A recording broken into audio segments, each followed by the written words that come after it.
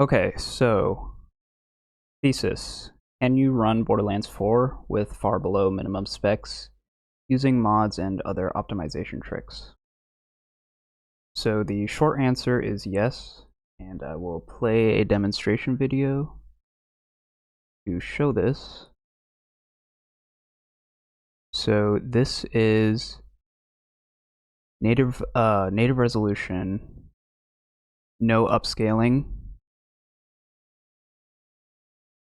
720p, pretty much all the settings as low as possible.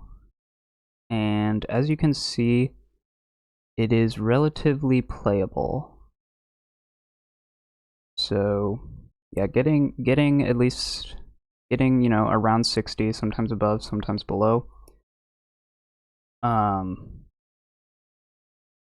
Later on it'll kind of shit itself when I enter a new area. But yeah, just want to show that real quick to answer the question. Yes. So this is running on an Acer Predator PH31553, which came out about 5 years ago. So it's a i7 whatever 2.6 gigahertz RTX 2060, 6 gigabytes of VRAM, 16 gigs of RAM, and an M.2 SSD. I'm not sure the exact specs of that, but so which is quite a bit below the minimum specs listed, and I believe these are actually shooting for 30 FPS.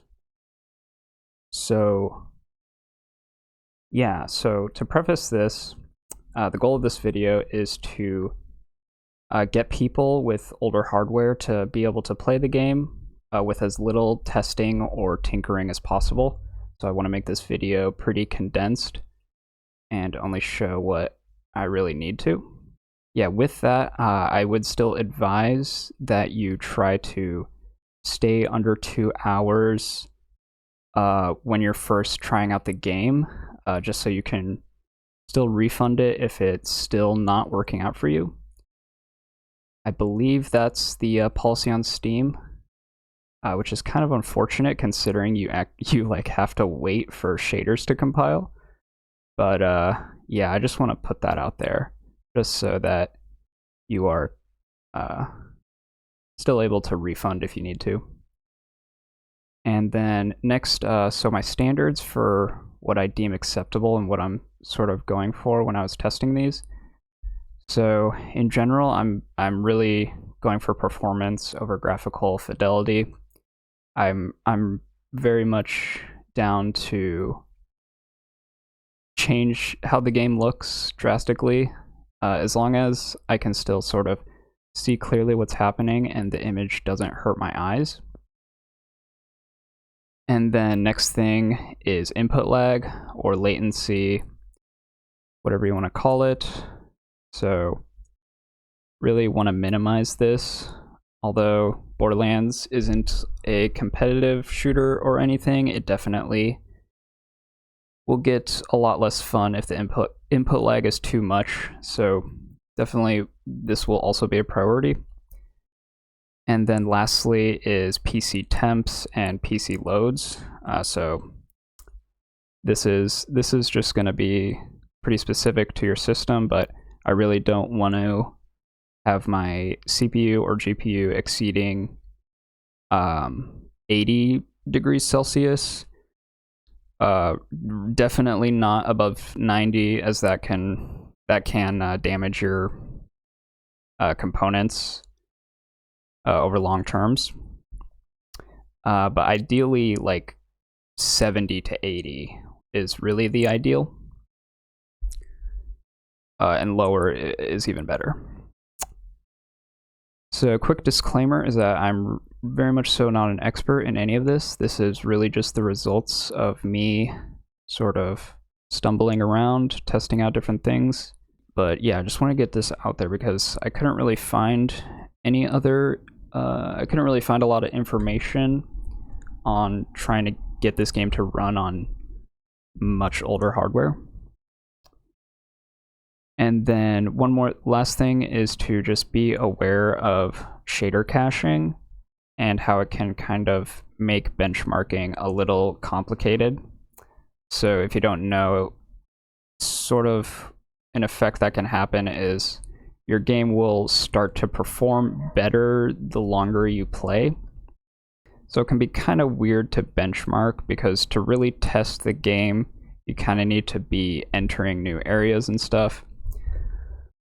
So yeah, when you enter a new area, it can kind of get better the more times you do it, which doesn't really make it okay, but that's just how it is. Next, just a couple unsolved issues that I've run into. So first thing I've experienced is using a mouse on my main setup is like, it just causes constant performance spikes. I really don't know why. I've tested polling rates, I've tested a few different things, but yeah, on my main setup, using a mouse is just unplayable, which is fine for me because I use a controller. But that is something to be aware of that I won't be going into in this video, but just to be aware of. The problem didn't happen on my other setup, but I'm not sure why. And then one other thing is that the menus still kind of suck. They just really lag, especially when you are moving around in your backpack. Just hovering over the different items, it really tanks the performance. So yeah, that I haven't really looked into, and that's still an issue. Okay, so now actually getting into the settings. First thing I highly recommend is simply adding this to the launch options on your game in Steam, like this, properties, launch options, just add that. All this does is make the game start a bit faster, which can be pretty useful when you have to restart over and over if you're testing things. And then as for in-game settings, everything will be bottomed out. Resolution I have at 720p. And really the only things that I've been tinkering with is the upscaling method, FPS limit, and then whether or not framegen is on. And then next thing is just a couple tweaks for your computer outside of the game. So this is something that can kind of just go on forever. There's a lot of stuff that you can do just on your computer to try to help. But I just tried to choose a couple to focus on. And the first thing is Riva Tuner. So if you don't know Riva Tuner, for today's purposes, the usefulness of Riva Tuner is it's basically the best way to actually limit your FPS in games. The result of this is a smoother frame time. So basically, if you look at this is the frame time graph, and as you can see, it's very jagged right now. And as far as I know, the only way to really get a completely flat frame time graph is to set the FPS limit in Riva Tuner, and then if your game is able to hit that FPS consistently, you'll get a very smooth, consistent frame time. And this results in quite a bit just smoother feeling gameplay, even compared to higher FPS with a inconsistent frame time. So I highly recommend Riva Tuner. And then one more thing that could be useful, I'm not exactly sure how much it affected my performance, but it is this shader cache thing. So yeah, all the links will be in the description, but essentially you just change this setting in the NVIDIA control panel, and then you do this on Steam, and then launch the game, quit the game, delete this, and then launch it again. So yeah, I would try that out. Okay, so now onto the fun part, mods. So the game has only been out for like a week now, and so there's not that many performance mods. But I've tried pretty much most of them, and in my experience, I've seen the biggest difference from this one. So that's the one I'm going to be recommending. Again, obviously, if you really want to figure things out, you just have to test it yourself, but I'm hoping to just, get new players up and running without any testing. So all this mod gives you is the zip folder. And it comes with these handy dandy shortcut links, which I really like. So if you just drag this on, this will just give you a shortcut to where the config files are.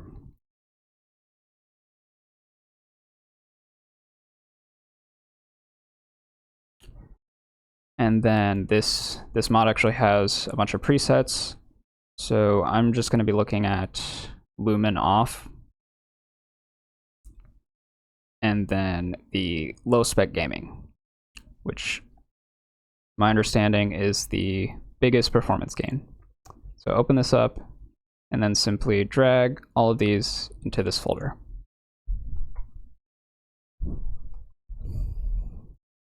Next mod is Smoothlands. This I've also been using. Again, I'm not exactly sure how well it works. I've just been having it installed in conjunction with this. This one's very simple. You just put these files into the game folder. I'm not gonna show that.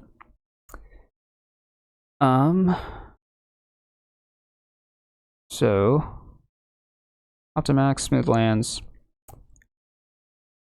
So next mod is this YouTube video I came across. And it goes over some optional commands that you can put in the engines.ini. I really do not know how they work. And I wasn't able to get this whole config file, as the config file to be downloaded is locked behind surveys, so I did not do that. However, I did copy these commands right here. So if you open up the engine ini that comes with Optimax, if you scroll all the way down to the bottom, you'll see other mods, and then here you can just tack on extra commands. So pretty much the two things I have been testing is just Optimax, also with Smoothlands, as well as Optimax with these commands added. And again, I'm really not sure how big of the performance gain is. It was, again, benchmarking this game is kind of really difficult. But what I do know is that these commands will very much potato-fy the graphics, as I will show in the video demonstrations. But yeah, this is pretty much all the modding options that I've been able to find. So yeah, you just take these and then copy, boom. Next, I'll just go through the results of my testing. So I showed, so yeah, again, this is just Optimax, and this is native resolution, so no upscaling. And yeah, so the performance was pretty good. Definitely like better than, 30 FPS that the game devs are saying is the goal of min specs. So here it does kind of shit itself. Again, it's kind of just new area, new stuff. But I think in this same recording, I like come back and it's fine. Maybe not. And yeah, for me personally, the temps were getting a little high here. But still, I think this is a pretty good proof of concept of the potential of mods and more mods to come. And then, so the big thing, the other biggest thing that you can do is framegen. So framegen, you will see a performance increase. It's just the biggest downside to me is just the input lag that's introduced. However, the thing about it is that the higher FPS that you can get to effectively lowers the input lag, and it will feel more responsive. So the next one I'll show is, so this is FSR framegen. Yeah, so yeah, in my experience, having this setting like balanced is like still pretty hard to see stuff, and like performance is like pretty shitty, and then ultra performance is to me unplayable just because of the lack of clarity. But like if you can get it to quality or full resolution, then it's pretty clear. One other thing to note is that this is a recording of a webcam pointed at my monitor. So on the actual screen, it was quite a bit clearer in all these demonstrations. But as you can see, the FPS is pretty high. And in my testing, if I was able to get up to, say, 80, 100 or more FPS, the responsiveness was actually quite good. I would say it's playable.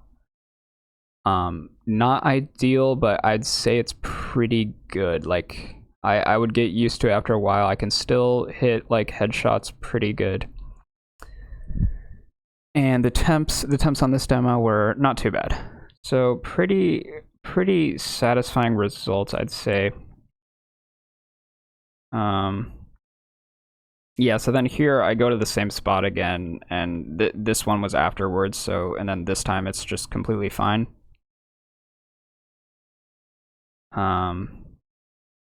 Yeah, the real test is like driving around into new spots and getting into big fights. But yeah, not too bad. So then I'll show one, the last thing I'll show is the benchmarks with the added potato settings, just so you can see what it looks like. So yeah, a lot of the graphics are, a lot of the textures are like just like squares now. And yeah, I think it is performing a bit better. So this is, what is this? Okay, so this is native right now. No upscaling. And yeah, it's doing all right. One thing that's a bit annoying is the reticles. Let me try to find it, be demonstrated. A lot of the weapon sights kind of just like turns it into like squares. So it's a little hard to see, but it's not too bad. So yeah, in this here I switch over to framegen.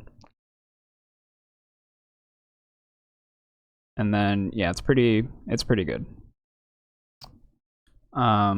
Yeah, so last thing I'll say about framegen is so framegen will basically, at least on my setup, it will double your FPS So what I end up doing is setting the in-game FPS limit to, I think what I ended up doing is around 50, and then setting Riva tuner to 100. So yeah, that's what I've ended up using. I'll probably end up doing a bit more tinkering, but yeah, so what I've ended up using is framegen. I think I'll turn the potato settings off. I think it was pretty good even without them. And so yeah, I do framegen with either 40 or 50 in-game FPS cap, and then 100 or 120 in Riva tuner. And I think with that I can do Riva tuner, or sorry, the upscaling quality on quality or balanced. But yeah, so with all that, it ends up being quite playable. I pretty much spent all day yesterday tinkering and stuff, and by the end of the night, I was actually able to have like a session uninterrupted by performance testing. So I consider that a success. Yeah, and I hope modding continues to progress so that this can get even better. So if you know of any other things that I might have missed, or ways to actually use the engine INI file, please let me know. And yeah, so I will have all of this information, all the settings and specs in the description. And I hope this helped you. If you do appreciate it and feel like leaving me a tip, I will have information for that as well in the description. But also definitely consider supporting all of these creators. And yeah, peace.